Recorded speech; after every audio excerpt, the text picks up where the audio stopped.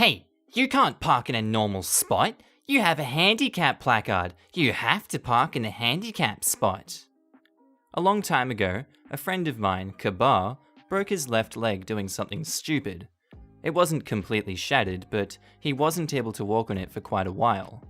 After some time, he got the go-ahead to drive from his doctor and got a temporary disabled parking permit for his car. At this point, he was using crutches.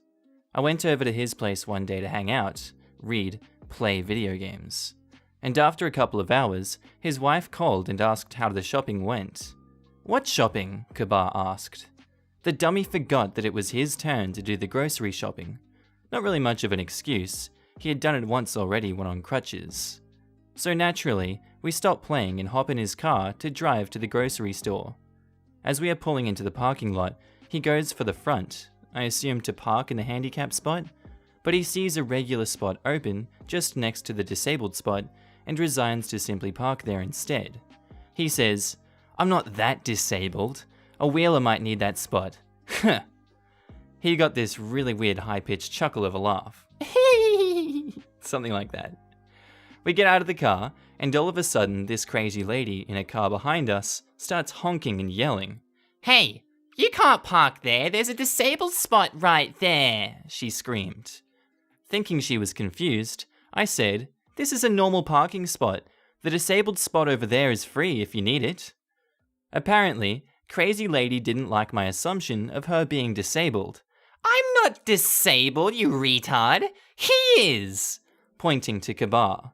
"I can see the handicap placard in your car. You have to move to the handicap spot. There aren't any other spots nearby, and I have my kids with me, and they don't want to walk that far."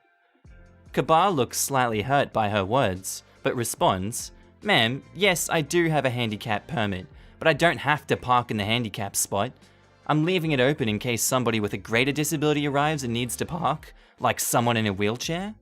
"That doesn't matter," she pouts. "If you have a placard, you have to park there. It's the law."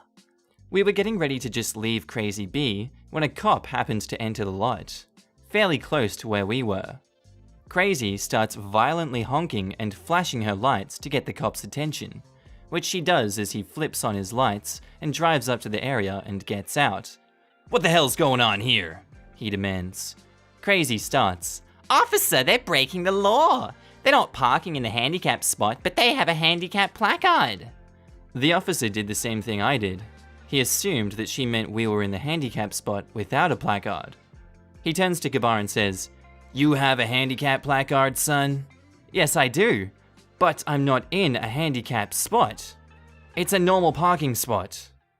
The officer looks at the spot and confirms that it is indeed a normal spot. He and Kabar quickly go over the events that transpired. The cop then goes to Crazy, "Ma'am, he doesn't have to park in the handicap spot just because he has a handicap placard. Now, I suggest you take your kids and leave these boys alone and go on about your day," he says, and stands there and waits for her to leave. She tries to say something, but the officer loudly says, "Have a nice day." Repeat 3 times. "Have a nice day, have a nice day, no, have a nice day." Crazy gets fed up and finally leaves, apparently without her groceries since she left the whole lot. We both thank the officer, and he says, "Just don't mess that leg up again." I almost wish a wheelchair user would have come at that point to punctuate the matter, but unfortunately that didn't happen. We got the shopping done and went home. We told the story to Kabar's wife when she got home, and she said, "That's what you get for forgetting to do the grocery shopping." And our next story was posted by user ib_Lee, titled, "Entitled Dad Coworker Reports Me for Doing Drugs." Heads up, I'm dyslexic, so I'm sorry if things come out weird or need further information. So a few weeks ago I posted this, which was titled, "My coworker is an entitled dad." I've so far managed to avoid working the same shifts as him, but the day after my hamster passed away, he apparently was bitching about me to our coworker. They were on the same shift before me, as she mentioned that she didn't know if I was going to come in that day as my hamster passed away that previous evening. This apparently made him go on a half-hour rant about how it's just an animal, etc., and I should get over myself. Joke's on him though, as the coworker loves my pets, and we've become good friends, so she recorded him and sent it to me and our supervisors. Anyway, that was last week, and I have avoided him ever since, because I feel like I could punch his face in, but now I'm just annoyed. So my wisdom teeth was growing at an angle that means they're going diagonal into my cheeks. This really hurts. I don't have enough space in my mouth for my molars, let alone wisdom teeth. I've been waiting on my student loan so that I can go get to the dentist and get them sorted out.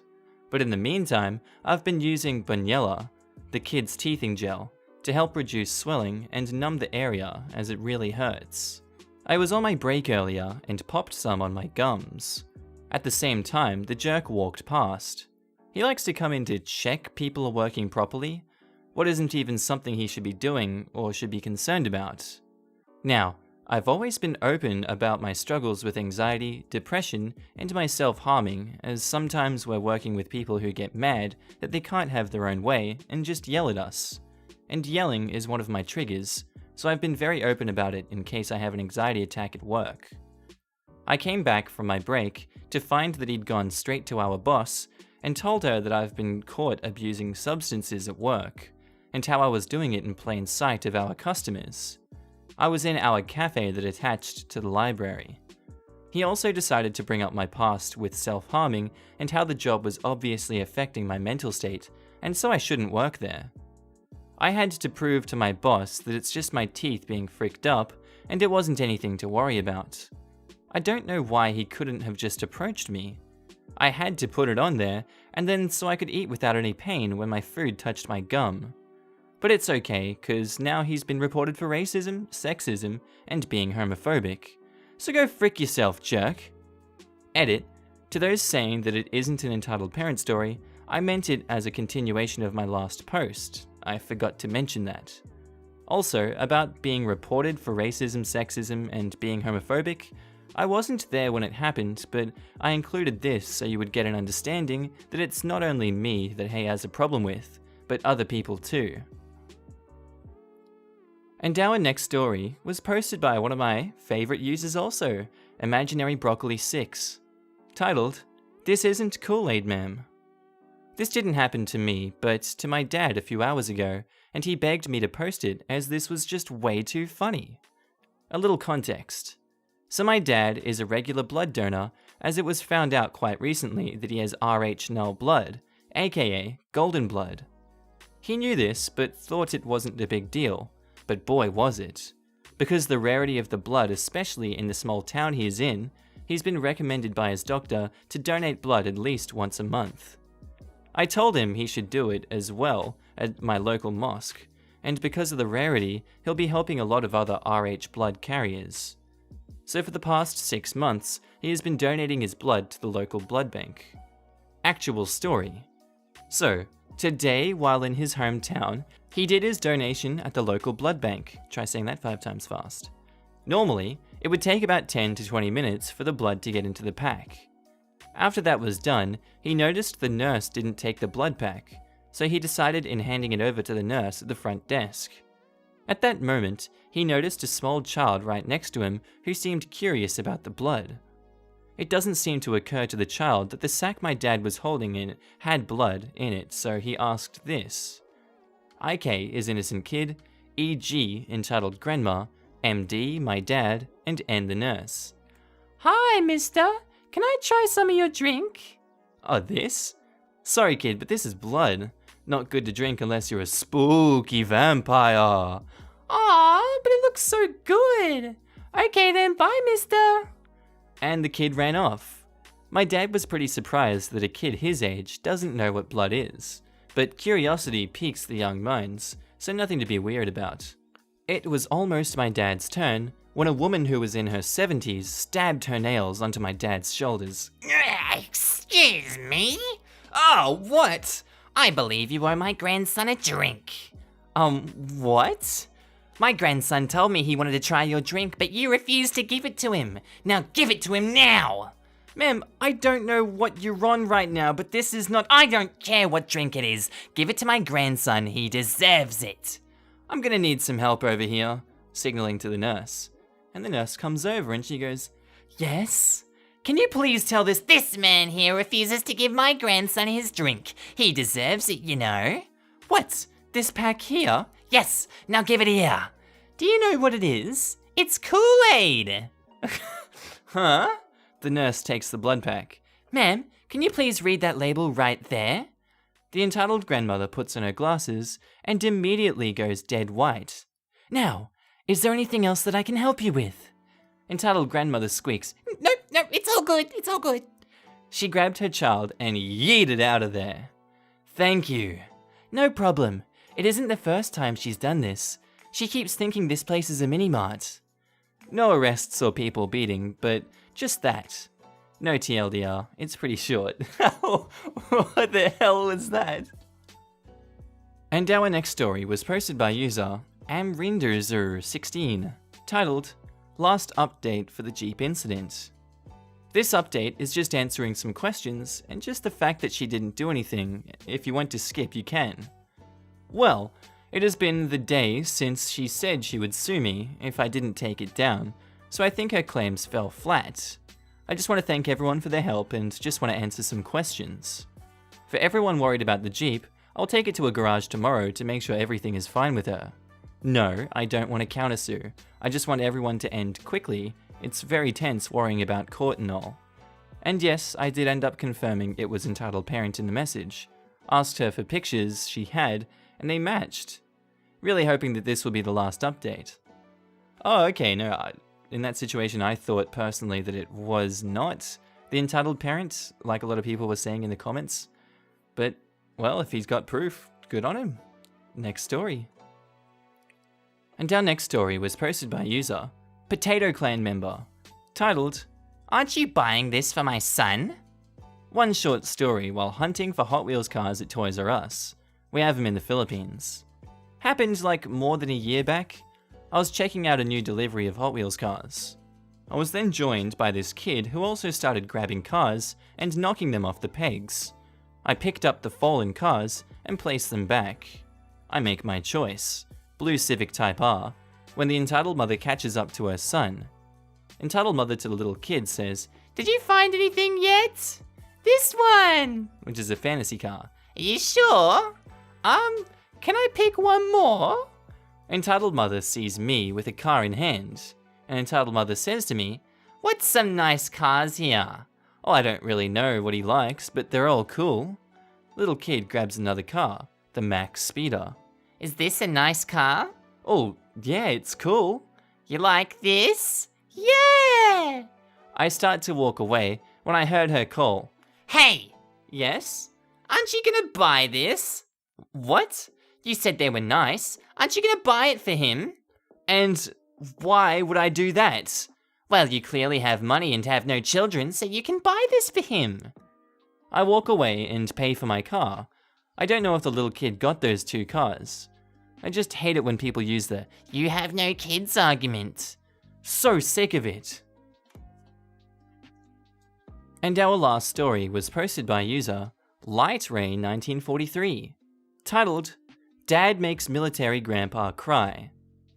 When I was younger, I lived across the street from a girl who went to the same school as me, but we were in different classes. We still played together along with a few more kids in the neighborhood. The girl lived with her grandpa and mum. Her mum was going to school and working, so she was hardly home, so her grandpa would be her main guardian. Her grandpa was a soldier who fought in Vietnam and had a few of his medals hung up in his old office. One thing her grandpa loved to do was bake, and whenever we played at the girl's house, he would always have some baked goods ready for us to snack on if we ever got hungry. So one day we were playing when this boy who neither of us had met before ran over to us and asked if we could play with him, and we said yes. We never thought to ask where he came from or where his parents were. So while we were playing, the girl's grandpa comes out with these giant blueberry muffins. Those were my most favorite, and we all have to have one and an extra to take home. So we sat on the back porch eating muffins with cups of milk while the grandpa was telling us jokes. Out of nowhere, this man comes over yelling the boy's name, And when he sees us, he starts to yell at the grandpa. Grandpa sends me and the girls inside and told the kid to go with his dad, but the dad wasn't going to leave so easily. We were inside, so we didn't hear everything clearly, but we heard bits and pieces and words being thrown out like pedophile, murderer, and a few slurs that we didn't understand at the time. When the man finally left, we heard him say that he was going to call the police on Grandpa. When Grandpa finally came inside, he looked like he was trying not to cry, and when we asked if he was okay, he just said that he was tired and went to lay down. This man fought in a war, lost his wife to a drunk driver, and ended his life 4 years later at the age of 73. Tomorrow marks the anniversary of his death. I remember all the good memories and how good of a man he was. He raised my friend since she could walk, just so her mum can get a degree to better their life. I will always miss him. Well, that was a bit of a sour note to end on, but anyway guys, if you enjoyed the video, don't forget to hit that subscribe button. Also, links for my Instagram, Patreon, Discord, and Twitter are in the description below. If there's anything you guys would like to see, be sure to hit me up in the comments below or on any of those social media platforms. And as always guys, have a great day. Bye.